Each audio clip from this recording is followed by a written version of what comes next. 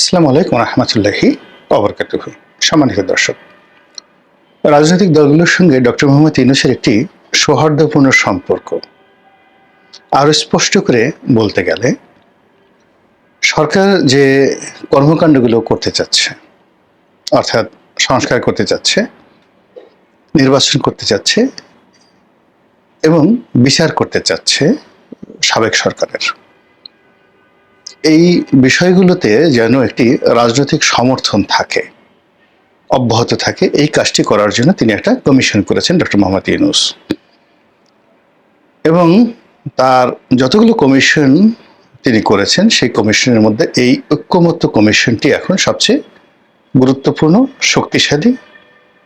এর কারণ হলো এই কমিশনের প্রধান তিনি এটির হর্তাকর্তা। এবং বিভিন্ন কমিশন তিনি যেগুলো করেছিলেন, সেই কমিশনগুলোর প্রধান ব্যক্তিদেরকে নিয়ে, আপনি এটাকে একটা ক্যাবিনেট বলতে পারেন, কিচেন ক্যাবিনেট। তার যারা পছন্দের মানুষ, ডক্টর বদিউল আলম মজুমদার, তারপর তার পছন্দের মানুষ আলী রিয়াজ সাহেব থেকে শুরু করে অন্য যারা আছেন, সবাইকে নিয়ে তিনি নিয়মিতভাবে রাজনৈতিক দলগুলোর সঙ্গে বৈঠক করছেন। এটি আপাত দৃষ্টিতে যা কিছু আপনাদের মনে হচ্ছে যে এর মাধ্যমে একটা ঐক্যমত্য তৈরি হচ্ছে, কিন্তু বাস্তবতা হলো যে এর মাধ্যমে ঐক্যমত্য তৈরি হচ্ছে না, বরং জাতীয় ঐক্যমত্যের পরিবর্তে মতানৈক্য তৈরি হয়ে যাচ্ছে। কেন? এর কারণটা হলো রাজনীতিতে আসলে ঐক্যমত্য হয় না। এটা এমন একটা বিষয় যে একটা দলের মধ্যে, মানে বিএনপি বলেন, আওয়ামী লীগ বলেন, জামাত বলেন, তো দলের মধ্যে কেন্দ্রীয় কমিটি, জেলা কমিটি, বিভাগীয় কমিটি, ইউনিয়ন কমিটি, সেখানেও কোনো একটা বিষয়ে ঐক্যমত্য দলগুলো করতে পারে না। আর প্রতিদ্বন্দ্বী যে দলগুলো, তো সেখানে নির্বাচনকে কেন্দ্র করে বা ক্ষুদ্র একটি স্বার্থকে কেন্দ্র করে কখনো কখনো যাকে বলা হয় স্বল্প মেয়াদে তাদের মধ্যে একটা ঐক্য হয়। যেমন দেখা গেল একটা টেন্ডার পাওয়ার জন্যে, নির্বাচনের একটা এলাকাতে প্রভাব বিস্তার করার জন্য, কিংবা দেখা গেল জাস্ট উদাহরণ একটা দেয়, যেমন ধরুন একটা এলাকাতে জামাতের প্রার্থী আছে, বিএনপির প্রার্থী আছে, আওয়ামী লীগের প্রার্থী আছে। এখন যে এলাকায় আওয়ামী লীগ প্রার্থীর জনপ্রিয়তা খুব বেশি, তো সেকেন্ড জনপ্রিয়তা ধরুন সেখানে বিএনপির আছে, তো সেক্ষেত্রে করে কি, জামাত এবং অন্যান্য ছোট ছোট দলগুলো যদি আওয়ামী লীগ তাদেরকে ম্যানেজ করতে না পারে, তাহলে তারা এই বিএনপিকে সাপোর্ট করে।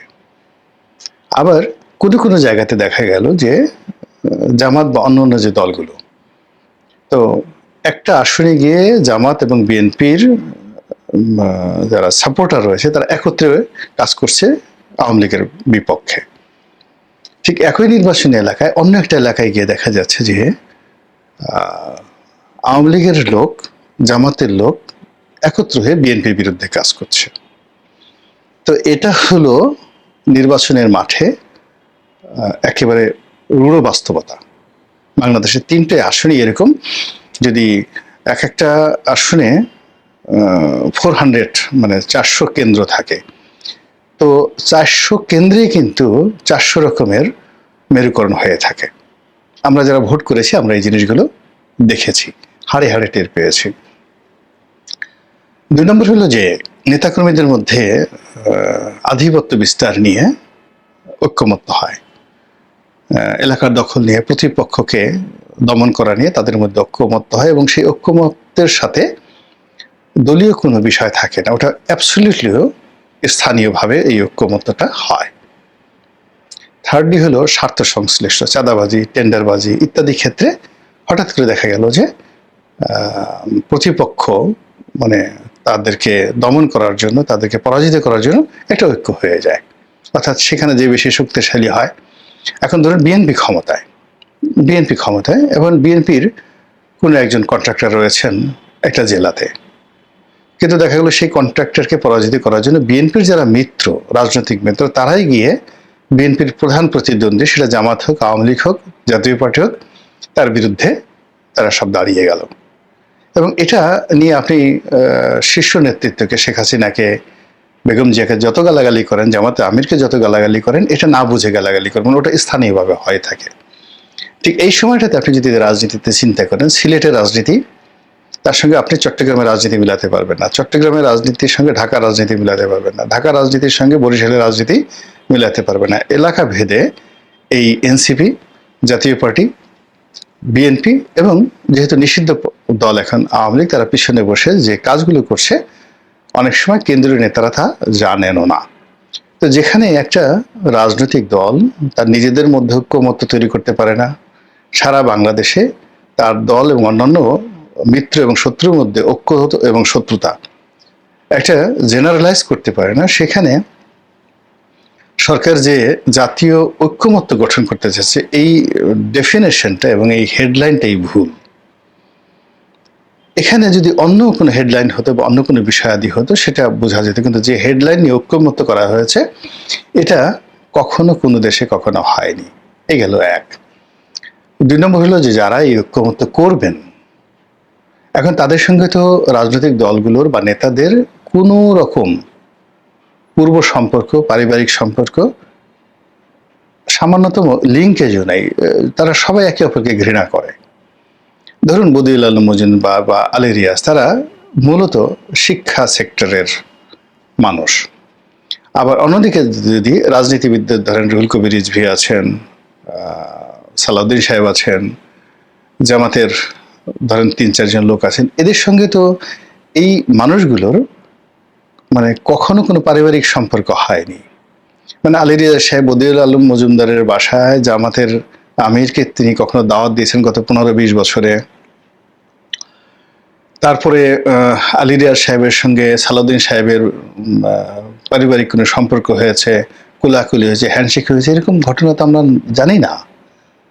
তো কাজেই যেখানে কখনো সম্পর্কই হয়নি, তো তিনি কি করে ঐক্যমত্য করবেন? ঐক্যমত্য করার জন্য দেয়ার ইজ এ কন্ট্রিবিউশন। ঠিক সেম ডক্টর মোহাম্মদ ইউনূস। এখন তার সঙ্গে ধরেন সম্পর্ক প্রথম আলোর মাহফুজ সাহেবের, মতিউর রহমান সাহেবের, কিংবা ডেলিসের মাহফুজ আনাম সাহেবের, তার সাথে সম্পর্ক ছিল এই মনির হায়দারের, তার সাথে সম্পর্ক ছিল যাকে বলা হয় গোলাম মুর্তজার, আসিফ নজরুলের, তার সাথে সম্পর্ক ছিল মতিউর রহমান চৌধুরী মানব জমিনের।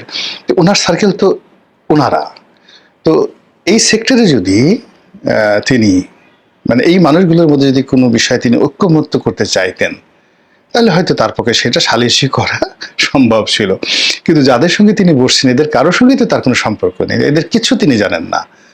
তো যার সম্পর্কে আমি কিছুই জানি না, সম্পর্ক নেই, সেখানে ঐক্যমত্য হবে না। ফলে যা হবার তাই হচ্ছে। আগে যতটুকু সম্পর্ক ছিল এই রাজনৈতিক দলগুলোর মধ্যে, এখন এই ঐক্যমতের কমিশনে গিয়ে যাকে বলা হয় সেটা কোন পর্যায়ে চলে গেছে, এটা আর কিছুদিন পরে ডক্টর মোহাম্মদ ইউনূস এবং রাজনৈতিক দলগুলো টের পাবেন, যখন এটা প্রকাশ শেষ হয়ে যাবে। জাস্ট একটা উদাহরণ দিই, খুব শীর্ষ একজন রাজনৈতিক ব্যক্তিত্ব, খুবই জনপ্রিয় এবং শীর্ষ এবং সম্মানিত বাংলাদেশের, তো তার সঙ্গে খুব একান্তে কথা হলো। তিনি এই ঐক্যমত্য কমিশনের যান ডক্টর মোহাম্মদ ইউনূসের, যেহেতু তিনি একটা রাজনৈতিক দলের প্রধান, যাকে বলা হয় বাংলাদেশের শীর্ষ রাজনীতিবিদ, লেখাপড়া সব দিক থেকেই। তা আমি এই লন্ডন বৈঠক নিয়ে আর যাকে বলা হয় ঐক্যমত্য কমিশনের বৈঠক নিয়ে, ইউনূস সাহেবের সাথে বৈঠক নিয়ে তার অনুভূতিটা জানতে চাচ্ছিলাম। তিনি যেটা বললেন যে ডক্টর মোহাম্মদ ইউনূস কাউকে সাথে পরামর্শ না করে হঠাৎ করে তিনি যে তারেক রহমান সাহেবের সাথে বৈঠক করলেন, এই বৈঠকের ফলে জনাব তারেক রহমান এবং তার নেতা কর্মীদের যে উদ্দীপনা বাড়লো, সম্মান বাড়লো, মর্যাদা বাড়লো, এর ফলে থানা পুলিশ প্রশাসন তো অন্য কোনো রাজনৈতিক দলের কথাই শুনবে না। তারা তো সঙ্গে সঙ্গে ডক্টর মোহাম্মদ ইউনূসের সঙ্গে তারেক রহমানের বৈঠকে কিছু হোক বা না হোক, এই বৈঠকের যে উত্তাপ, সেই উত্তাপটা ছড়িয়ে পড়েছে সারা বাংলাদেশে, এবং প্রশাসন এখন বিএনপির কথা মতো চলছে। এটা তো আমাদের জন্য ভীষণ রকম বিব্রতকর। এই গেল এক। 2 নম্বর হলো যে বৈঠকে বসে ডক্টর মোহাম্মদ ইউনূস কি করেন জিজ্ঞেস করছিলাম। তিনি বললেন যে ওনার সামনে অনেক গুরুত্বপূর্ণ ব্যক্তি বসে থাকেন, তো তিনি দেখা গেল যে তাদের হয়তো অনেকের নামও জানেন কিনা, মনে থাকে কিনা, বা তাদের প্রতি তার কোনো অ্যাটেনশন রয়েছে কিনা এটা বোঝা যায় না। হঠাৎ করে তিনি যাদেরকে চেনেন, যারা হয়তো আমাদের সামনে এসে বসতেও পারে না, একেবারে তরুণ রাজনীতিবিদ, ছোট ছোট দলের কর্তা, তো এটা খালি এনসিপি না, আরো অনেক অনেক ছোট ছোট রাজনৈতিক দল, তো যখন তাদেরকে দেখেন তার চোখে মুখে মনে হয় যেন একটা চাঁদের হাসি। তিনি বলতে গেলে একেবারে চেয়ার থেকে উঠে এসে অনেক দূর হেঁটে এসে তাদের সঙ্গে হ্যান্ডশেক করেন, কথা বলেন, তাদেরকে বসান। তো এটা দেখে আমরা যারা মানে সিনিয়র রাজনীতিবিদ, বাংলাদেশে 50-60 বছর ধরে রাজনীতি করছি, আমরা বিব্রত হই, অপমান বোধ করি। কিন্তু আসলে যেহেতু ওখানে ঢুকে গেছি, কিছু করারও থাকে না। তো এরকম অনেক ঘটনা সেখানে ঘটে। আপনি দেখেন এই যে কর্নেল অলি সাহেব একবার গিয়ে সেখানে অপমানিত হলেন, তারপরে আবার গেলেন। মানে ওখানে যে পরিবেশটা হয়, সেই পরিবেশটা আমরা রাজনৈতিক যে জগৎ, সেই জগতে ইউজুয়াল না। এখানে দীর্ঘদিন ধরে যারা রাজনীতি করেন, যারা নেতা হয়ে যান, তো তাদের একটা ইগো থাকে, এবং তাদের সামনে আপনি যত জনপ্রিয় হন না কেন, যত অর্থশালী হন না কেন, তারা তাদেরকে অ্যালাউ করেন। আপনি চিন্তা করেন যে বিএনপির শত শত নেতা রয়েছেন যারা এখনো খন্দকার মোশাররফ সাহেবের সামনে বসার কথা কল্পনা করতে পারে না, কিন্তু বাইরে খন্দকার মোশাররফ সাহেবের হয়তো 10 জন লোক নেই, তার নির্বাচনী এলাকায় তার লোকজন আছে, কিন্তু তিনি এমন একটা মর্যাদার জায়গাতে পৌঁছে গেছেন, সেখানে যারা ক্যাডার ঠ্যাডার নিয়ে চলেন, 4-5 হুন্ডা নিয়ে চলেন, গুন্ডা নিয়ে চলেন, তো এই সমস্ত মানুষ ডক্টর মোহাম্মদ ইউনূসের কাছে গিয়ে হয়তো দেখা গেল খুব জনপ্রিয়, তিনি মোশাররফ সাহেবের দিকে তাকালেনই না। কিন্তু মোশাররফ সাহেব চিন্তা করবেন, আরে বাবা, ডক্টর মোহাম্মদ ইউনূস সাহেব যাদেরকে পাত্তা দিচ্ছেন, প্রিভিলেজ দিচ্ছেন, তারা তো আমার সামনে বসেও না। তো এইরকম অসংখ্য ঘটনা প্রতিদিন সেখানে ঘটে, পুরো রাজনৈতিক অঙ্গনে নানা রকম জটিলতা তৈরি করে ফেলেছে। আর এ সকল জটিলতার ফলে জাতীয় ঐক্যমত্য কমিশন এখন রীতিমতো জাতীয় অনৈক্য কমিশনে পরিণত হয়েছে। এর ফলে এই কমিশনের যারা কর্তা ব্যক্তি, এটার দুটো উদ্দেশ্য। প্রথম উদ্দেশ্য ছিল যে টাইম পাস করা, সরকার যতদিন চাইবে এটার মাধ্যমে একটার পর একটা প্রোগ্রাম দিয়ে টাইম পাস করা। এই টাইম পাস করাটা আর আগামীতে সম্ভব হবে না, এবং তার কিছু নমুনা আমরা দেখলাম যে লন্ডন বৈঠকের পরে এখানে অনৈক্য এমন হয়ে গেছে যে জামাত এখানে অংশগ্রহণ করেনি বিএনপির সঙ্গে। আবার সামনের দিনগুলোতে যদি জামাতকে ডাকা হয়, তখন সেখানে হয়তো বিএনপির লোকজন যাবে না। আবার এবার দেখলাম যে এবার যে সর্বশেষ বৈঠক হলো, অন্য সময় যে বৈঠকের একটা অবস্থা থাকে যে যারা হোস্ট, মানে কমিশনের যারা কর্তা ব্যক্তি, তারা এখানে একটা বিরাট মঞ্চে সাজিয়ে সেই মঞ্চের উপর বসে তারপরে ঐক্যমত্য কমিশনের যারা ইনভাইটি, যাদেরকে দাওয়াত করা হয়েছে, তাদেরকে সামনে বসে তাদেরকে বক্তব্য দেওয়ার সুযোগ দেওয়া হতো, এবং তারা দাঁড়িয়ে দাঁড়িয়ে বক্তব্য দিতেন। এখন এইবার দেখলাম যে যারা ইনভাইটি, তাদের আপগ্রেড হয়েছে, আর ওদের যে একটা ভাবসাব ছিল মঞ্চে বসার, সেটা নেমে আসছে। এখন তারা সবাই একই কাতারে বসছেন, সমতা লক্ষ্য করা যাচ্ছে। তো এটা যদি প্রথম দিন হতো কোনো সমস্যা ছিল না, কিন্তু এখন যেটা হলো সেটাতে আসলে যারা উদ্যোক্তা, তাদের যে ভাবসাব ছিল সেটা কিন্তু এখন আর নেই। দ্বিতীয়ত, আগে যারা বক্তব্য দিতেন, দাঁড়িয়ে বক্তব্য দিতেন, এখন তারা বসে বসে বক্তব্য দিচ্ছেন, এবং স্পষ্টতই সালাউদ্দিন সাহেব যখন বক্তব্য দিচ্ছিলেন সমস্ত অ্যাটেনশন তার দিকে ছিল, এবং তিনি যেভাবে প্রশ্ন করছিলেন এবং যেভাবে তিনি কমান্ড দিচ্ছিলেন, এবং তার পয়েন্টিভ, টু দি পয়েন্ট যে প্রশ্নগুলো ছিল, সেই প্রশ্নগুলোর জবাব দেওয়ার মতো ম্যাচুরিটি, প্রস্তুতি এই কমিশনের কর্তা ব্যক্তিদের ছিল না। ফলে তারা ছিলেন জনাব সালাউদ্দিন সাহেবের সামনে নিতান্ত শিশু, অসহায়। তো এই যে রাজনীতি, এখন সালাউদ্দিন সাহেব ধরেন তার দলে শীর্ষ নেতা, তো এখানে বিএনপিতে সালাউদ্দিন সাহেবের মতো অন্তত পক্ষে 100 লোক আছেন যারা একই ভাষায় আরো সুন্দর করে কথা বলতে পারেন। কিংবা বিএনপির যে সমস্ত লোকজন আছেন যারা কমিটিতে নেই কিন্তু বিএনপি করেন, তাদের লেখাপড়া, তাদের জানাশোনা, তাদের ব্যক্তিত্ব, তাদের সামাজিক অবস্থান, তো তারা যদি ওই ঐক্যমত্য কমিশনে যান, উপস্থিত থাকেন, তো তাদের সামনে আসলে ঐক্যমত্যের যারা লোকজন, তারা মাইক ধরে কথাই বলতে পারবেন না, there are many many people BNP করেন, এরকম অনেক লোক আছেন। কেবল তারা গিয়ে যদি ওখানে গিয়ে বসেন, তাদের সামনে মানে মাইক ধরে কথা বলার মতো সাহস, শক্তি, দক্ষতা, ব্যক্তিত্ব এটা ঐক্যমত্য কমিশনে নেই, ইভেন ডক্টর মোহাম্মদ ইউনূসেরও। তো এরকম লোক মানে আপনি এখানে একটা অসম জিনিস হয়েছে। এই অসম জিনিস করার ফলে কি হচ্ছে, না হবে টাইম পাস, না হবে কোনো সিদ্ধান্ত, না হবে কোনো ঐক্য, ফলে যা হচ্ছে সেটা হলো জাতীয় অনৈক্য।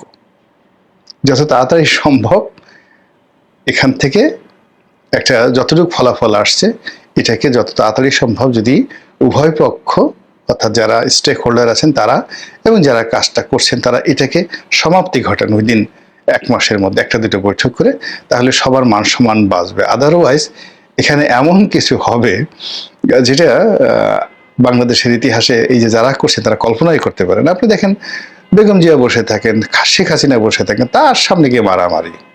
এবং সে মারামারি কি, আপনি যে সমস্ত লোকেরা মারামারি করে, আপনি জাস্ট একটা উদাহরণ দিই, 88 মানে 86 নির্বাচনে শেখ হাসিনা যাবেন না, বেগম জিয়া যাবেন না, এরকম একটা সিদ্ধান্ত হলো। পরবর্তীতে যখন 32 নম্বরে গিয়ে তারা সিদ্ধান্ত পরিবর্তন করলেন এই নির্বাচনে যাবেন কি যাবেন না, তখন সিনিয়র নেতাদের মধ্যে হাতাহাতি শুরু হয়ে গেল। ডক্টর কামালের মতো মানুষ তিনি হাত কাছিয়ে মারতে আসছেন, তার কথার যারা প্রতিপক্ষ উনি তো রাগ হয়ে গেল, খামোশ এইভাবে বলে তিনি ঘুষি দিতে আসছেন। আবার তার দিকে ক্ষমা জাহাঙ্গীর হোসেন সাহেব এবং তার যারা লোকজন ইয়াং তরুণ তুর্কি তারাও আবার ডক্টর কামালের দিকে তেড়ে যাচ্ছে, আজকে তোকে মেরেই ফেলবো। শেখ হাসিনা বসে আছে। এই সেম ঘটনা বিএনপি অফিসে ঘটে, অন্যান্য রাজনৈতিক দলের অফিসে ঘটে, সিআর সুরাসরি মারামারি কিন্তু আমরা দেখি। তো এরকম একটা ঘটনা ঐক্যমত্যের কমিশনে যদি হয়, আপনি রাজনীতিবিদ যারা আছেন তারা তো এগুলো অভ্যস্ত, কিন্তু অন্য যারা আছে তারা সিআর তলে পালানোর সুযোগ পাবেন না। ওই জায়গাটার মধ্যে কেউ তাদেরকে রক্ষা করতে পারবে না, গাল গুল ফেটে মানে কি যে একটা অবস্থা হবে কল্পনাই করা যায় না। তো কাজেই রাজনীতির যে মন্দ দিকগুলো, এই মন্দ দিকগুলো যদি মাথায় রেখে তারা এগোন, কাজ করেন, তাহলেই আশা করি ভালো ফলাফল আসবে। আল্লাহ আমাদের সবাইকে হেদায়েত দান করুন এবং হেফাজত করুন। আসসালামু আলাইকুম ওয়া রাহমাতুল্লাহি ওয়া বারাকাতুহু।